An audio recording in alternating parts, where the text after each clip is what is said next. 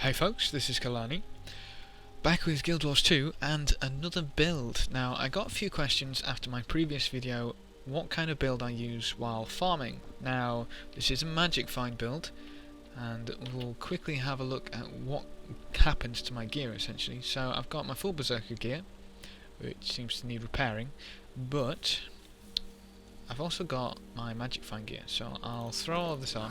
Sweet, sweet loot.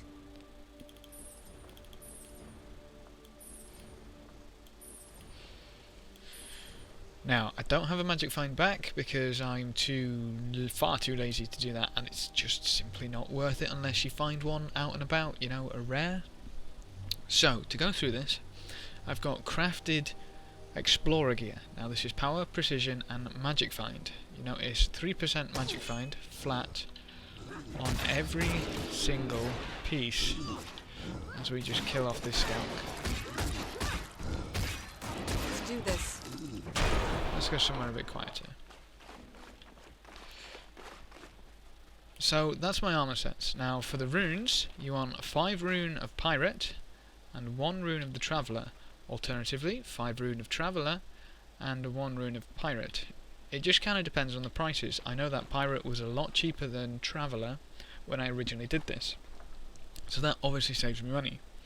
Now, one thing you'll note is that rare gear does actually have 3% Magic Find, so you don't need to go all the way for exotic. You can mess about with just a rare gear set. You won't get any more Magic Find. The only thing you'll get is the power and precision, obviously. I've got the Magic Find all across my items. The jewellery have the embellishments of +4 or +3 Magic Find. That's the only difference you'll find. +4 on the exotic embellishment and +3 on the rare, but it's only 1%. For your weapons, now, seeing as I'm a warrior, I'll be rolling axe, once again only rare, with a superior sigil of luck, with an warhorn with a major sigil of speed, rather. So, how does this all work together? Adrenaline rising. The idea is that you want to keep swiftness up as often as possible. Swiftness is what's going to give you the best clear time or the best farming time, because it's the time between mobs. Okay, so you can see we got the 7 seconds of swiftness for killing the mob. With a warhorn, you get 10 seconds of swiftness every 20 seconds. So that's 50% uptime. If you kill enough things, you can chain this between each other to give you 100% uptime. Add to that Signet of Rage. Now, I do personally recommend running with this, as all the others are practically worthless for solo play. That's 30 seconds of swiftness every 60 seconds, 50% uptime. Chaining that and your charge will give you 100% uptime if done perfectly. Now, obviously, you can't do it perfectly, so the major sigil of speed is there to keep it topped up, and essentially if you use these on cooldown you'll have swiftness and it'll just keep stacking. The longer you farm, the more swiftness you will get. The other reason I use the axe is because it's the most damage one hand. Now, the most upfront damage. Of course, you've got the sword for bleeds and condition damage, but I personally dislike that. So if you're into that thing, fair enough. But it's got a ranged attack, it's got apply vulnerability, it's even got a leap. So the axe is just brilliant in my opinion. Looking at traits, seeing as I'm swapping from a greatsword build, I no longer need greatsword damage, so we want to go for an axe, preferably. There we go. Axe mastery. More crit. So we don't want this one either. It really kind of depends what you're running with. 10% chance to grant swiftness, more swiftness, I guess. Or 40 precision if you're using any signets. Just really depends what you're doing. They're the only two you really need to change from my greatsword build. Obviously, while farming, hopefully you won't go down, but if you do, 100% to rally is always nice. You've got your extra damage everywhere. We'll change that quickly because we don't like that one. Yeah, that's basically what I do for my traits. I don't change a lot about. I personally don't think it's worth it at all.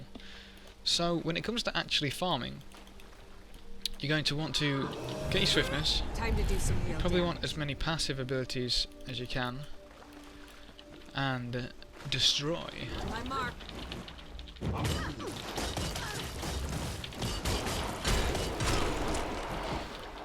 And you want to try to do it as quickly as possible.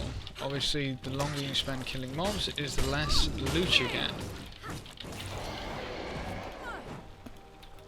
Note that if you do have an offhand, it may be worth swapping to it for a bit of damage, as long as you get the last hits, so to speak, with the damaging, the weapon which has the magic find. So the last damage the monster takes has to be with that weapon.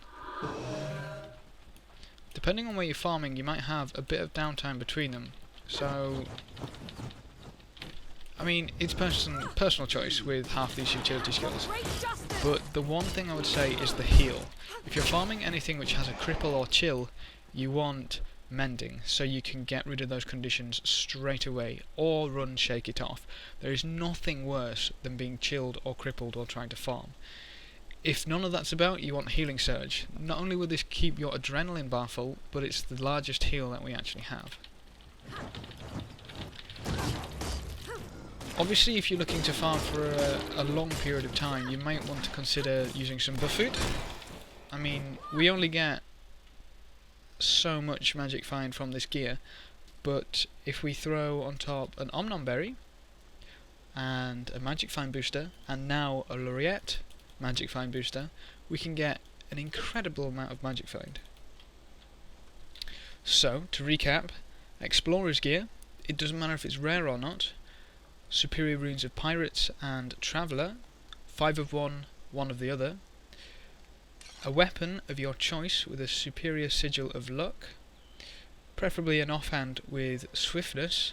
Make sure you've got a good amount of swiftness on your abilities, some nice regen abilities. You know, you don't want to be going too low to lose those stacks. If you do go down, that's going to set you back quite a lot, and basically just have fun with it. Remember not to farm for too long in one area, as diminishing returns will probably kick you in the crotch. Thanks for watching, folks. Good luck and have fun, and as always, Almost there. I'll see you next time.